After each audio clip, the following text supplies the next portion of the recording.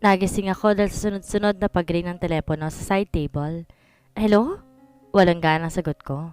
Ang sakit ng katawan ko para akong buong araw na nagsaka sa bukid ng asyenda. Rosana, kaga ka? Ano nabalitaan ko kay Ace ha? Andito ako sa labas ng bahay mo pagbuksan mo ko dahil gusto kitang sabunutan ngayon. At para namang naging alarm clock ang sinabi ni Sofia na nasa kabilang linyang nakapagpabangon sa akin. Naramdaman ko naman ang pagkirot ng aking ibabang bahagi, ngunit kailangan kong bumangon. Di ako maaaring magpakahina ngayon. Kagad ko namang sinuot ang robe na nakapatong sa single sofa na nasa gilid ng kwarto at mabilis mo ba para pagbuksan si Sofia. Yakap kagad ang sumulubong sa amin pagkabukas ko ng gate. Yakap na isang kaibigan na kailangan ko ngayon pagkatapos na nangyari sa pagitan namin ni Adriel Monteverde kagabi. Bakit di mo agad sinabi sa akin, Rosana? Walang yakang gaga ka? Virgin ka pa pala? May himig ng frustration sa boses nito. Huwag mo nga akong pangaralan, Sofia. Nangyari na ang mga nangyari as if mababalik pa ang pagkawarak ng hymen ko kapag inisip ko ang bagay na yun. Ang mahalaga naman mabuntis ako at masurvive kong halos 1 taon na pananatili ko rito. Walang gana kong sambit sa kanya. Satisfied ka naman ba? Napakunot noo ako sa tanong niyang iyon. Anong satisfied dyan? Maangkong tugon sabay irap. Malaki ba? Magaling? Ano na, Rosana? Share naman. Parang gaga niya namang turan. Gaga ka ba? May asawa ng tao. Sagot ko sabay buntong hininga. Ano naman ngayon? At least natikman mo pa rin siya, tapos magkakanak pa kayo. Alam mo, Rosana, bagay kayo ni Adriel Monteverde. Sol-sol niya pa na kinainis ko dahil hanggat maaari, ayoko na talagang mag-isip pa ng kahit anong posibilidad sa pagitan namin ni Adriel Monteverde. May asawa na siyang tao at ramdam ko, mahal na mahal niya ito. Ayoko maging kabit. Tayong nasabi ko lamang. Bakit sinabi ko bang maging kabit ka niya? Sambit namin sabay ngisi. Loka talaga tong Sofia na to. Hindi, pero ganun pa rin yon. At ang sabi ko sa kanya kagabi, mahalin niya ako kahit habang nagtatalik lang kami. Ano sabi mo? Sinabi mo yun? Ang lakas mo, Rosana ha, para kang virgin kagabi. Bakit? I'm just asking him to love me kahit kunwari lang, habang ginagawa namin yung anak niya. Anak ko rin yung aampunin at aalagaan ng asawa niya, Sofia. At mas maaalagaan at poprotektan siya ni Adriel kapag nabuo siya through love. Paliwanag ko dahil yung laging sinasabi ng lola ko noon na mas mamahalin mong isang anak na nabuo ng pagmamahalan ng 2 tao at mahihirapan kang pabayaan to. Iba talaga kapag probinsyana, no? Ang lalim mong mag-isip. Di na ako magtataka kapag dumating ang araw at isang gabi, nasa kontrata niya ni Mr. Monteverde maging 2, 3 hanggang balik-balikan ka na niya. Ano bang pinagsasabi mo, Sofia? Di ako nandirito para manira ng relasyon ng 2 tunay na nagmamahalan. Pero sa nangyari sa inyo kagabi, ganoon na rin ang kakahuntungan noon, Rosana. Mas mapapanatag pa siguro ko kung mas naisip niya pa rin na isa kang pro na baby maker, just pure business. Pero isipin mo na lang na parte ng isang lalaki na nakatikim na sariwang pagkain at kasing ganda mo pa. I doubt it. Hanggang ngayon, laman ka pa rin ng isipan ni Adriel Monteverde. Mahabang litanya nito na kinailing ko na lamang. Minsan magaling din tong si Sofia mang demonyo ng isipan eh. Hindi ko na kasalanan yon. Kung nagpapadaig siya sa libog, sambit ko. Alam mo minsan bitch ka rin no? Proud niyang bulalas. Di naman, sadyang may mga napagtanto lang ako dahil sa pagkawarak ng hymen ko kagabi. I need to be matured enough para hindi malugi sa business deal na to. Dapat lang no? Kung iisipin niya lang din na isa kang madaming babae, sulitin mo na kaya? Sambit niya kaya't napangisi ako dahil naalala ko na naman kung para ko ituring na isang puta ni Adriel Monteverde kagabi bago niya ako iniwan. Binigyan niya ako ng 1 milyon kagabi. Cash. Ano? Iba pa yun sa 5 bilyong usapan ninyo? Di makapaniwalang turan niya. Oo, tinapon niya sa hubad kong katawan na parang isang puta. Nakakatapos na niyang gamitin at pagsawaan. Oh my gosh, ang jerk niya ha? Di niya man lang naisip na swerte nga siya at isang malinis na babaeng magdadala ng anak niya. Gago talaga. Nahimigan ko ng inis at galit ang boses si Sofia nung sinambit ang mga bagay na yun. Basta, ayoko nang makita ang pagmumukha ng Monteverde niyon, Sofia. Kung pwede sana ikaw na lang makipagtransaksyon sa kanya. Once magkalaman na ang tiyan ko. At napahawak naman ako sa aking sinapupunan. Okay, paano palang nanay mo kapag nalaman niya to? Muli ako napaisip sa sinabi niyo ni Sofia. Hindi niya maaaring malaman na pinaupahan kong matres ko para may mapaimbayad sa Carlos de Guzman na yun. Paniguradong susumpain niya ako, Sofia, na mas pinili ko pang magpakaputa kaysa tanggapin ang alok na kasal ni Carlos. Bakit nga ba ayaw mo sa lalaking yun? Pangit ba? Curious sa tanong niya sa akin na ikinailing ko lamang. Carlos de Guzman.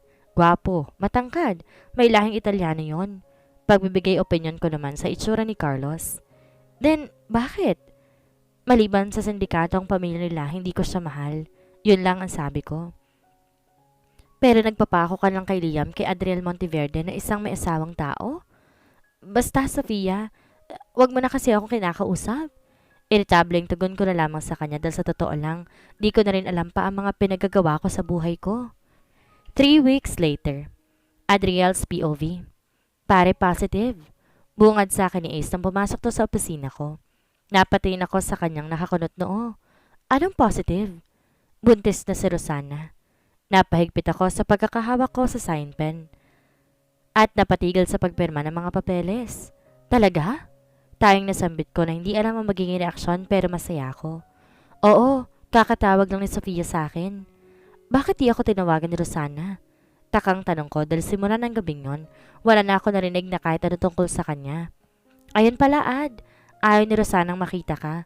Magkita na lang daw kayo kapag nanganak na siya. And about sa mga needs niya pagpapadala ng anak mo, si Sofia na lang daw kontakin mo. At yung kalahati raw sa napag-usapan kapag nabuntis na siya, ibigay mo na lang daw kay Sofia. Imporma ni Ace. Hindi ko alam pero napakayum ako sa sinabi niyo ni Ace. Ano bang gusto ng babaeng yon? At bakit siyang masusunod? Ako naman ang tatay ng batang pinagbubuntis niya. Hindi pwede. Ako ang masusunod sa business deal naming to. Sa ayaw o sa ayaw niya, I will visit her kung gugustuhin ko. Basta bahala na kayo mag-usap dyan ni Rosana. Pero ang swerte mo rin, no? Nakakuha ka ng baby maker na virgin? Biglang nanambalik ang gabing pinagsaluhan namin ni Rosana Santiago. Hindi mo ba alam na mas magandang mag-alaga ng isang batang nabuo dahil sa pagmamahal ng dalawang tao? I am not telling you to love me first after this night. I'm just asking you to please kahit kunwari lang ngayong gabi. Mahalin mo ako at ganun din ako sa'yo. Let's not think of other things tonight but just you and me. Atin lang ang gabing to. Aangkinin mo ako, ganun din ako sa'yo for the sake of your future heir. Ilang gabi rin akong binabangungot dahil sa mga salitang binitawan ng babaeng yon. Akala ko talaga isa siyang professional na baby maker. But damn, she's a fucking virgin. At di ako pinapatulog ng konsensya ko dahil sa katotohanan iyon. Mahirap tanggapin sa kalooban ko yun na parang niloko kong asawa ko dahil sa ginawa kong yun. Ngunit nangyari na ang mga nangyari. Buntis na ngayon ng babae at kahit bakit ganito. Gusto ko siyang makita ngayon. Gusto ko maging parte ng pagbubuntis niya ang presensya ko. Atina's POV. Hello honey? Bati ko at halik sa asawa ko. San ka rin naman galing, Atina? May inis pang tanong nito sa akin. Sa mga kaibigan ko, Han? Simpleng sagot ko. Parati ka na lang nasa kaibigan mo. Nawawalan ka na ng oras sa akin. Malamig na himig na sabi niya sa akin. Umupo ako sa hita niya at niyakap ang kanyang leeg. Huwag ka na magalit, honey. Hayaan mo't mabawi ako ngayong gabi. Sambit ko at tinaplos ang mukha niya pero iniwas niya lamang ito. What's wrong with him? Napatayo ako nung tumayo ito tumakbang patungo sa veranda ng kwarto namin. Sinundan ko siya dahil hindi ako sanay na ganito ang pakikitungo niya sa akin. May problema ka ba, Adriel? May problema ba tayo? Open up ko dahil ramdam ko na may mali. May hindi tama sa paraan ng pakikitungo niya sa akin these past days. I want to adopt a child, Atina. Out of nowhere niyang banggit. At para may kung ano na namang tumusok sa dibdib ko. Adopt a child? Why so sudden, Adriel? Hindi makapaniwalang sambit ko. Hindi na ito bigla ang kagustuhan ko lang, Atina. Matagal ko nang nasabi sa iyo simula nang malaman natin na hindi ka maaaring mabuntis. May diing sambit ito na kinainis ko rin sa kanya. Ba't nagagalit ka? Sinabi ko naman sa iyong willing ako mag-ampon tayo pero not now. Masakit pa, Adriel? Masakit pa sa akin na ang isang bagay na gustong gusto mo hindi ko maibigay sa iyo. Sambit kong nagpatuloy ng duha ko na agad ko ring pinunasan bago pa man niya ito makita. Humakpang siya palapit sa gawi ko. Marahan niya ako hinawakan sa aking mga braso at rinandiretsa sa aking mga mata. I saw happiness and also fear in his beautiful green eyes. May kilala ako. Kaibigan ng kaibigan ko. She's pregnant kaso hindi pinanagutan ng tatay ng bata. May kung ano sa himig ito ngunit mas nangibabaw ang kagustuhan niya sa ideyang pinagsasabi niya sa akin. Ngunit napapailing ako dahil maraming mga bagay at circumstances ang pumapasok sa aking isipan. Mga bagay na masakit sa akin kung iisipin. At anong gusto mong sabihin? Inalangan tayong naitanong ko. Kahit alam ko lang gusto niyang iparating sa akin. Ampunin natin na magiging anak niya. Simple, may diin at pag-asang sagot niya na mas lalong kinagalit ko sa kanya. Ibinaksi ko ang pagkakahawak niya. At tiningnan siya ng diretso. What? Are you insane? Ayoko. May diin at pinalidad ko ring tugon sa kanya dahil ayoko. Athena! Bulalas niya sa pangalan ko. Ayoko ng gusto mo, Adriel. Matigas ko ring tugon sa kanya. Bakit? Hindi mas maganda ngayon na sinapupunan pa lang ang bata, tayo ng kalalakihang magulang nito? Umiling lamang ako. Ayoko sa gusto niyang mangyari. Mag-aampon kami, pero hindi ang batang dinadala ng kusinang babaeng sinasabi niya. Hindi. Ayoko. Dahil parang sinasabi mong alagaan natin ang babaeng yon hanggat ipanganak niya ang anak niya. Nakita ko ang pagbabago sa reaksyon ng mukha niya. Isang reaksyong hindi ko mapangalanan pero ramdam ko ang kagustuhan niya sa ideyang aalagaan namin ang nanay ng bata. Oo, ganun na nga. We will support her until she gives birth. And there he said it. Ayoko nga, Adriel. Kahit anong sabihin mo, ayoko. Ayoko. Tapos na ang pag-uusap na to. At tinalikuran ko na siya. Athena! Sambit niya na hindi ko naman nilingon. At mabilis akong pumasok sa walk-in closet namin. Umupo ako sa vanity table ko. Tinignan ko ang mukha ko sa salamin noon. And I cried hard. Nasasaktan ako sa mga gusto mangyari ni Adriel. Pinaparamdam niya sa akin ang kakulangan ko bilang isang babae, bilang asawa niya. Napayo ko na lang ako at nilabas ang lahat ng sama ng loob at sakit na nararamdaman ko ngayon. Naramdaman ko naman ang pagyakap ng isang tao sa akin. Kaya't napatingin ako at napatingin muli sa salamin kung saan kitang refleksyon na napakagwapong mukha ng asawa ko. How I love this man. Honey, I'm sorry. Hindi ko na ipipilit pa ang gusto ko kung ayaw mo. Mas mahalaga ka sa akin, ayokong mawala ka sa akin. Tumayo ako, tumarap sa kanya. I hugged him so tight. Niyakap niya rin ako ng kahigpit. Sorry rin, honey. Gusto ko rin naman magkaanak tayo pero wag muna ngayon. Mag-aampon tayo pero pakausap, hindi ang batang dinadala ng kung sinong babaeng sinasabi mo, ayoko. Nararamdaman kong hindi magandang ideya yon, Adriel, kaya't sana maunawaan mo ko. Marahang paliwanag ko sa kanya na sana maintindihan niya. Okay, I will not push you about it. Sambit niya, tirilikan niya ako sa aking ulo. Rosana's POV. Nagluluto ako ng kanina kapag gustong kainin na ulam. Pork, adobo. Nang marinig kong pagtunog ng doorbell sa labas. Wala pa sana akong planong pagbuksan to, ngunit walang tigil ang pagdo-doorbell ng kung sino man iyon. Hininaan ko munang apoy ng stove bago lumabas. At habang papalapit ako sa gate, natatanaw ko na kung sinong laking nasa labas ng bahay ko ngayon. Binuksan ko at yakap niya agad ang sumalubong sa akin. Damn! Napatingin naman ako sa paligid. Baka may makakita sa amin at kung ano pang isipin. Adriel, bitawan mo ko. Sambit ko at pinipilit siyang tumayo ng maayos. Amoy ko ang alak na iniinom nito. No! I miss you, honey. Nautal-utal pang sambit nito. Nako ha? At dahil mukhang din nito kaya mag-drive pa uwi, inakay ko na lang siya papasok ng bahay. Pinaupo ko muna siya sa sofa sa sala. Ayaw pa nga niya sanang bumitaw sa akin, ngunit masusunog ng luluto ko kaya't persahan ko na talagang iwinaksi ang mga kamay niyang nakapulupot sa bewang ko. Ano na naman kayang ginagawa niyan dito? Nako ha? Wala sa usapan namin na pati siya aalagaan ko tuwing malalasing. Nakakainis naman. Patapos na ako sa niluluto ko na mapaigtad ako dahil sa biglang pagyakap ng kung sino sa aking bewang. Ang bango! Sambit ito sabay amoy ng leeg ko. Damn! Pinatay ko ang stove at tumarap sa kanya. Inilalayo ko siya sa akin. Ano ba, Adriel Monteverde? Anong ginagawa mo rito?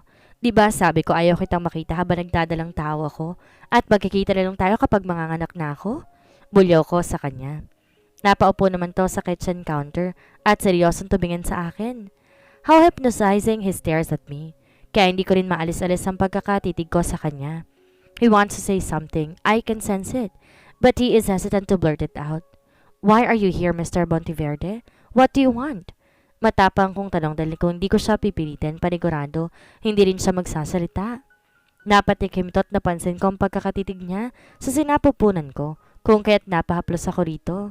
Di pa to lumalaki ngulit ramdam ko ng pagkabuo ng baby namin sa loob ko. Napabalik naman ang tingin niya sa mukha ko at malamig na tumitig sa akin. Let's end our contract. Malambit na sambit niya na nagpabitaw sa akin sa hawak-hawak kong babasaging baso. Let's end our contract. Ang pagkabasag ng basong hawak ko ang nagpakuha ng atensyon niya para tignan niya ang kinaroroonan ko. Nakasabunot lang kasi to sa kanyang buhok habang nakayo ko sa kitchen counter. Alam mo ba ang sinasabi mong yan? Matapang pero nauutal kong tanong sa kanya. Ang pagtatapos ng kontrata namin this instance means killing the life inside me. I can't convince my wife to adopt that child. Mahihimigan ng frustration, guilt, fear of losing something ang boses nito. Kaya makbang ako papalapit sa kanya at mahigpit na hinawakan ng kwelyo na suot-suot niyang suit. Isa't kalahating gago ka pala eh. Bakit ka pa naghanap ng baby maker kung papatay mo lang din palang bata? Tang ina mo ka, Adriel Monteverde. Galit ako. Galit na galit ako. Isa rin sa dahilan kung ba't ako pumayag sa business deal na ito ay dahil nakikita ko magiging mabuting ama siya sa magiging anak niya. Tapos, damn him. Ano ba ang pinuputok ng butsi mo? Babayaran pa rin naman kita. I already paid you $1 million for deflowering you that night and half the price of our negotiated payment, and I will pay you the remaining amount after you abort the fetus inside you. Hindi ko alam pero sinampal ko siya. Kaliwat kanan. I hate him. Ang gago niya. Ang walang hiya niya. Napayo ko na lamang ito. Like accepting all the slaps I'm giving him. You are not just killing the life inside me, but you're also killing the chance of being a father to this unborn child. Umalis ka na. Bumalik ka na lang kung nahimasmasan ka na sa mga kabubuhang sinasabi mo. At tinulak ko siya kaya na out of balance ito sa kinaupuan. Di pa na kontento, persaan ko siyang tinulak palabas ng bahay niya. At mukhang nahimasmasan ito sa kalasingan niya dahil bago pa man siya makalabas ng gate, lumingon at tumingin pa siya sa akin. Ayoko mawala ang batang yan, pero ayoko ring mawala si Athena sa akin. I love her so much. Paawang sambit ito na mas lalong kinagalit ang damdamin ko. Mahal mo pala eh. Ba't naghanap ka pa ng isang tulad ko na aanakan? Umiling lang to at frustrated na papahilamos sa kanyang mukha. Sumandal to sa hamba ng gate, mukhang walang planong magsalita pa o makipagtalo sa akin. Kaya ako na mismong tumabay sa kanya papaalis.